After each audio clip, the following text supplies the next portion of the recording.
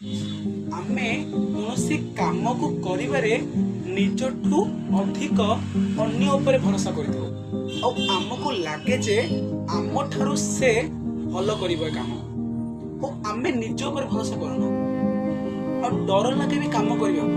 ଯଦି ମୁଁ ଏ କାମଟା କରିବି ମୋର କିଛି ଭୁଲ ହେଇଯାଏ, ମୁଁ ଫେଲ୍ ହେଇଛି, ଯଦି ମୋତେ ଲୋକମାନେ କ'ଣ କହିବେ, ମୋର ମଜାକ ଉଡ଼େଇବେ, ମୋର ଇଜ୍ଜତ ଚାଲିଯିବ, ଏମିତି ଅନେକ ଡର ରହିଛି।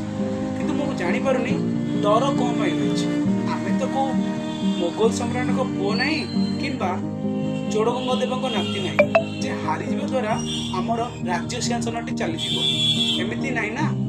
ଯଦି ଆମେ ସମସ୍ତେ ଏମିତି ଡରନ୍ତେ ତାହେଲେ ଆଜି ଅନ୍ଧାରରେ ରହିବାକୁ ପଡ଼ନ୍ତା। କିପରି ଇଲେକ୍ଟ୍ରିକ୍ ବଲ୍ବ ବନେଇଥିବା ଲୋକ ଥମାସ ଏଡିସନ 1000 ଥର ଫେଲ୍ ହେଇଛନ୍ତି, କିନ୍ତୁ ଶେଷରେ ସେ ନିଜ ଉପରେ ଭରସା କରି ସାରା ଦୁନିଆକୁ ଆଲୋକିତ କରିଛନ୍ତି। ସେପରି ନିଜ ଉପରେ ଭରସା କରନ୍ତୁ ଏବଂ ଲାଇଫର ବାଜି ଜିତନ୍ତୁ। ରହୁଛି ଜୟ ଜଗନ୍ନାଥ।